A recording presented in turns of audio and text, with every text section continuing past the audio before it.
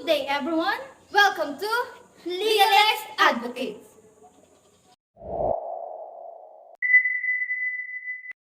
Petitioner. The Heritage Hotel Manila employed Lillian Shaw as service agent on September 1, 1995 to wash glasses aside at the hotel's restaurant Le Cafe. Her tasks included assisting in the serving of food and beverage to heritage guests. The case involved two separate penalties of suspension imposed upon Shaw for incidents occurring on two different dates. The first subject incident occurred on April 29, 2011 at around 11 in the evening.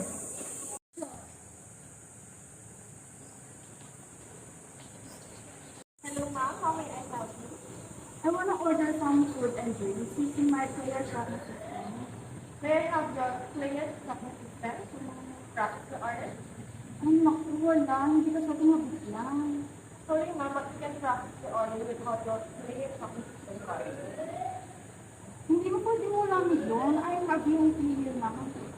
Sorry, ma'am, I don't think po allowed, pero I'll ask someone na lang po. Can you wait, di ba? Sure, I'll wait.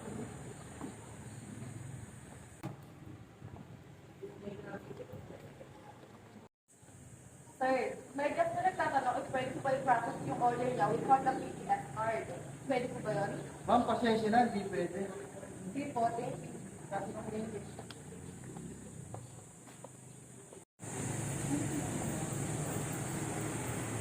Thank you for waiting, ma'am. Sorry po, pero hindi lang po pwede. Why? I'm earning that Piazza. At VIP ako ng hotel na to. To avoid confrontation, Shaw went back to Bumatay and explained the situation. It was then that Bumatay allowed the transaction and processed the orders of Tiozon.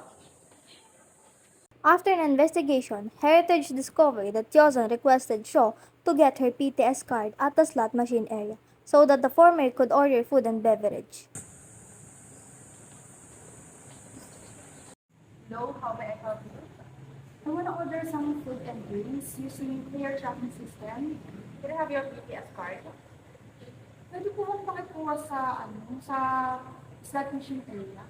Hindi kami pwede kumuha ng PTS card sa slot machine business area. Why? I'm a VIP guest here. We don't allow that. Realizing that Tiozon was already upset, she thereafter proceeded to Bumatay to obtain the latter's approval. Sir, may guest na tatanong if pwede ba process yung order nila without the PTS card. Pwede ba yun? Misha, wala bang slot machine supervisor sa area niya? Pupunta ko dito sa slot machine main area kung meron supervisor sa HPC. After a few hours, Tiozon complained of her encounter. Hello, Mr. Bumatay, and I would like to complain about one of your hotel staff named Lillian Shaw. She's not following my request and she's very arrogant. Don't worry, ma'am. Our department will take it up. Bumatay submitted to Heritage a written report dated April 30, 2011. On May 2, 2011, Heritage issued a memorandum requiring Shaw to submit her written explanation on the following violations of Heritage Codes of Conduct. Major offense number 9. Show of discourtesy, disrespect, or use of offensive, obscene, or insulting language or arrogance either by acts of words towards hotel guests, clients, suppliers, superiors, or fellow employees. Major offense number 10. Creating or contributing to disturbance or engaging in scandalous behavior inside hotel premises or committing in any act at which in any manner disturbs the peace and order within the company premises whether on or off duty. Major offense number 11. Engaging another person into a heated or near violent arguments or discussion. This includes use of obscene, grave, profane, and humiliating language against another person. On May 13, 2011, Shaw submitted her written explanation denying Bumatay's narration in his report. On May 26, 2011, an administrative hearing was conducted wherein Bumatay and another witness who has an employee of Heritage, Jessie Baroga, affirmed the statement in the former's report.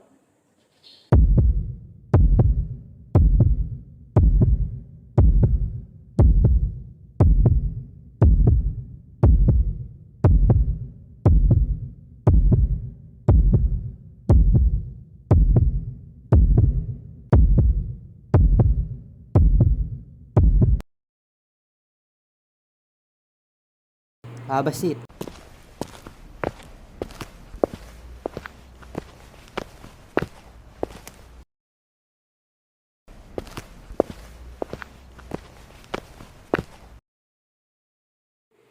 Nandun po ako nung araw ng pangyayari.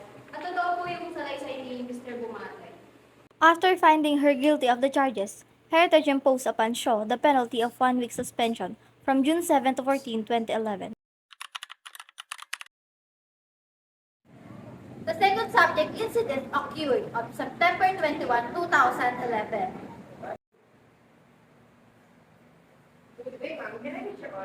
Can I get 2 piece crumble sandwich, please? Is that all? Yes. Okay, ma'am. Please wait. Thank you. Hi, I would like to cancel our order. Okay, ma'am. Noted. Tignan mo to. Ang ganda.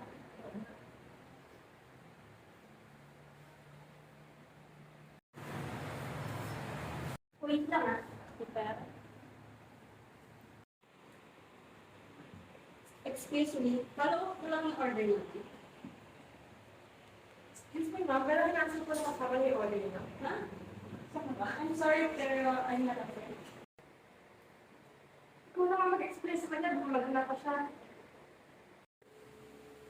Mendoza lodged a complaint against Shaw on September 22, 2011 with Heritage HR Department. The HR Director summoned Shaw to the investigation room to explain. Therein, Shaw apologized to Mendoza, but the same was rejected by the latter. On October 5, 2011, Shaw was issued a second memorandum requiring her to explain in writing why no disciplinary action should be imposed on her for violating the same provisions of the company rules as those enumerated in the earlier May 2, 2011 memorandum, and additionally, major offense number 28, issuing statements or committing acts inimical to hotel's image, interest, or reputation.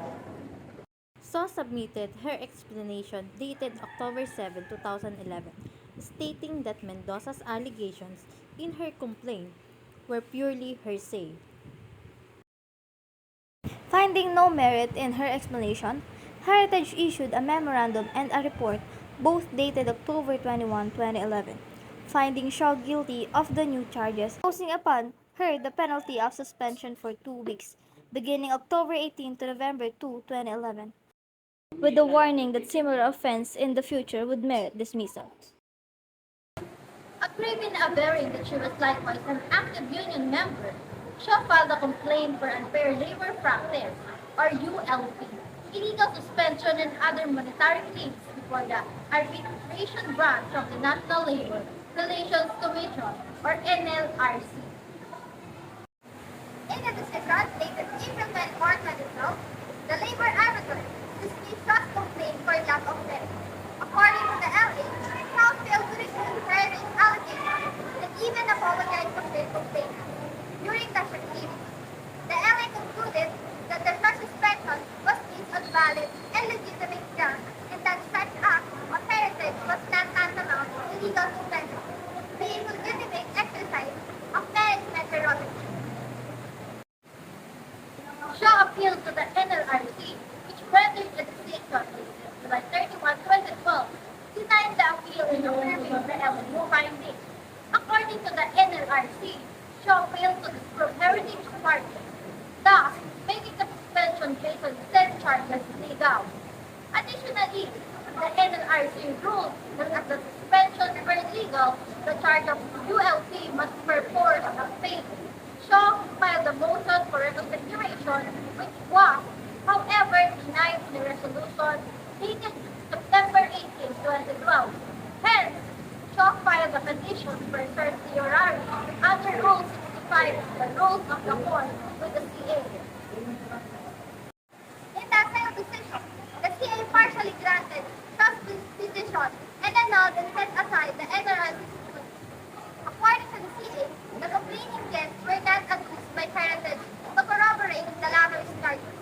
The evidence presented by Heritage, specifically the report of Bumatay and the complaint of Mendoza, were hearsay evidence, thus bearing of any evidentiary value.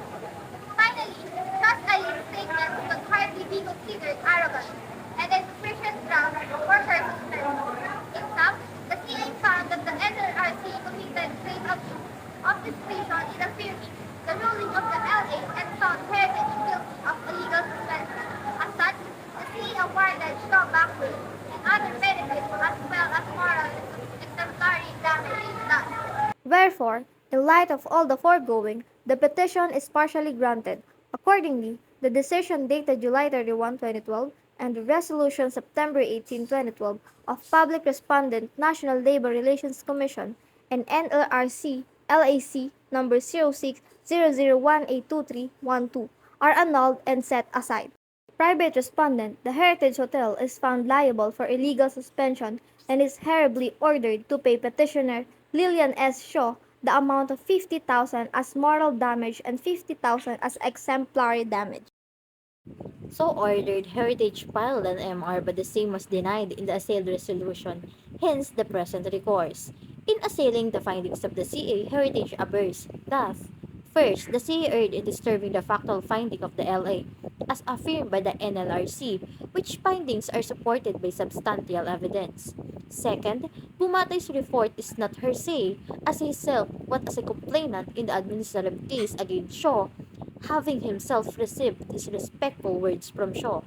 Third, Bumatay was not an employee of Heritage, but that of Fagcor, one of Heritage's biggest clients, which operates a casino inside the hotel premises. Heritage, on the other hand, offers food and beverages to the guests of Fagcor in the latter's casino, under a contract between the two entities. Fourth, being a client of Heritage who is drawn in a significant number of guests to the hotel, it is of paramount importance to Heritage that it provides top quality service to Fagcor's guests and treats the latter's employees with respect.